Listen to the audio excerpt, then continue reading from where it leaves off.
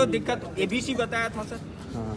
समझ में आया था एबीसी। बताइए जरा एबीसी जो है करके आप बताओ एबीसी क्या है। मुझे याद नहीं है, अब मैंने क्या बताया था मैं भी भूल गया, आपको याद रहना चाहिए। पहले मैंने क्या, ए का मतलब क्या बोला था? एयरवे, सांस का, यानी आपको खोल के देखना है इसको। इधर आके इधर होता है। में क्या करेंगे? अरे इधर देखिए मुंह उधर करके आपको पहले मुंह देखना है कि इनके सांस के रास्ते में कुछ फंसा हुआ तो नहीं है। कीजिए फिर बी मतलब ब्रीदिंग।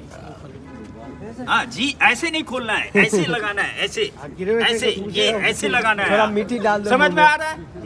ठीक है, अभी इनका एयरवे क्लियर है।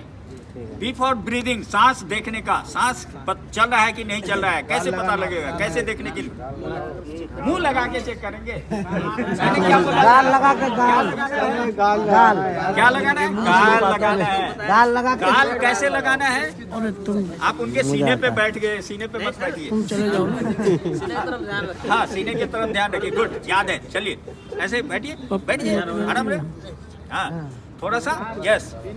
ये अब सी सर्कुलेशन यहाँ पे, ठीक है। अब आपको महसूस हो रहा है कि जो है सांस चल रहा है, नहीं चल रही, नहीं चल रही है, धीमे चल रही है। अच्छे से वो हम देख रहे हैं, लेकिन आपको ये मान के चलना है इस टाइम। ये तो ठीक है, लेकिन जो सामने गिरा हुआ बंदा बेहोश पड़ा हुआ है उसकी सांस नहीं चल रही।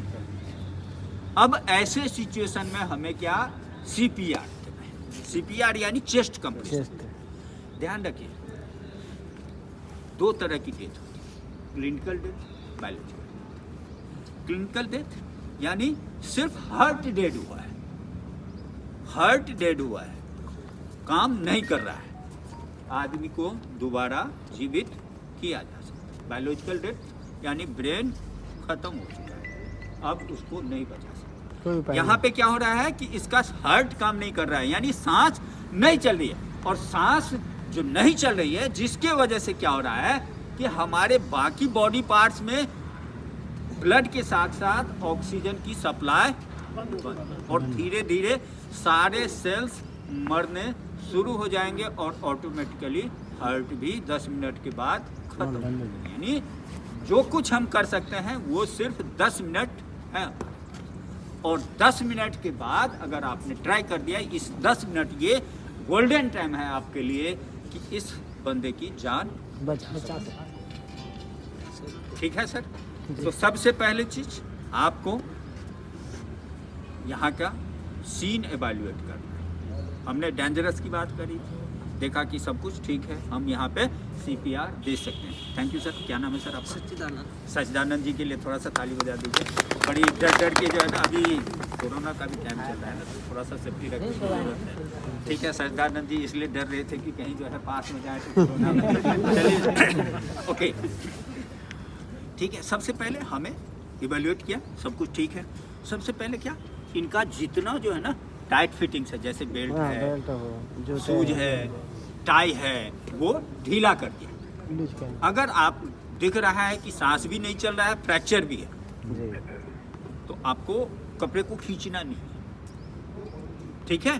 कपड़े को काट के हटा सकते हैं, लेकिन उसको खोलने के कुछ चक्कर में जो है ना, और 2-4 हड्डी जो है ना, टुकड़े मत कर दो हड्डी का।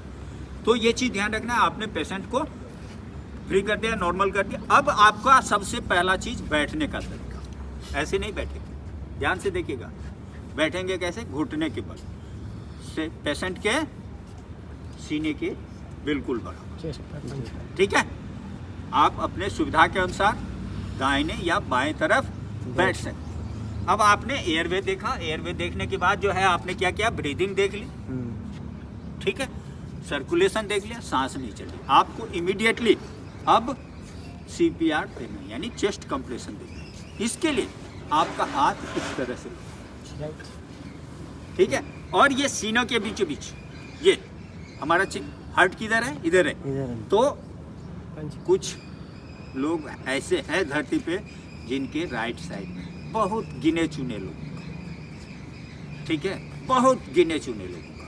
तो हमें चेस्ट कंप्रेशन देना है, हाथ को इस तरह से इंटरलॉक करना है और हार्ट के ऊपर प्रेशर देना है। ढीला छोड़ो सर, मैं नहीं दबाऊंगा, क्योंकि इनको ज़रूरत नहीं है तो हम इतना प्रेस नहीं करेंगे। अब यहाँ पे जो गलती करते हैं लोग, ये एक तो या तो ऐसे बैठ जाते हैं तो आप जो प्रेशर दोगे वो नहीं जाएगा। दूसरी चीज़, हाथ आप ऐसे ऐसे करोगे तो भी प्रेशर नहीं जाएगा। आपको हाथ को सीधा रखना है, बैठने का तरीका सही होना चाहिए और ये कंप्रेशन आपको देना है ये, ठीक है। और इसमें ध्यान रखना है 1 मिनट के अंदर 100 से 120 का स्पीड लगभग होना चाहिए, यानी हर सेकंड के अंदर लगभग 2 कंप्रेशन पड़ना चाहिए। हाथ को फोल्ड नहीं करना और ये प्रोसेस कंटिन्यू रखना है तब तक जब तक कि ये कराहने न लगे या होश में ना आ जाए, या कोई एक्सपर्ट यानी कोई डॉक्टर्स या आपके साथी रेस्क्यूअर्स नहीं आ जाए। और ये अगला 10 मिनट मे भी 10 मिनट से पहले भी होश में आ सकता है। यहाँ पे आपके दिमाग में या प्रॉब्लम्स क्या हो सकता है कि जो बंदा के सीने की 2-3 हड्डी टूट सकती है, नहीं प्रॉब्लम तो होगा, हड्डी चटक सकती है। तो आपसे मैं ये जानना चाहता हूँ, अगर सांस नहीं चल रहे तो बंदा तो ख़त्म ही है ना।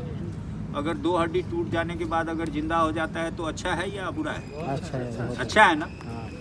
हड्डी फिर से इलाज करवा लिया जाएगा, जुड़ जाएगा। लेकिन अगर ऐसे सांस बंद है, डेड बॉडी लेके गए तो डॉक्टर भी इलाज करने से मना कर देगा। अब ये कंप्रेशन जो देना है आप, वो कितना दबाना है? लगभग 1.5 इंच।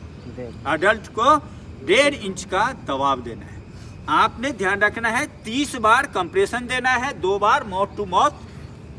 आपको अभी लोग जो है अवॉइड कर रहे हैं due to corona safety measures की वजह से, तो वहाँ पे अगर आप कंफर्ट नहीं फील कर रहे हो तो आप माउथ टू माउथ नहीं भी दें, लेकिन इसको फिर कंटिन्यू रखना है। ये नहीं कि 30 बार दिया ऐसे बैठ गए, नहीं, कंटिन्यू।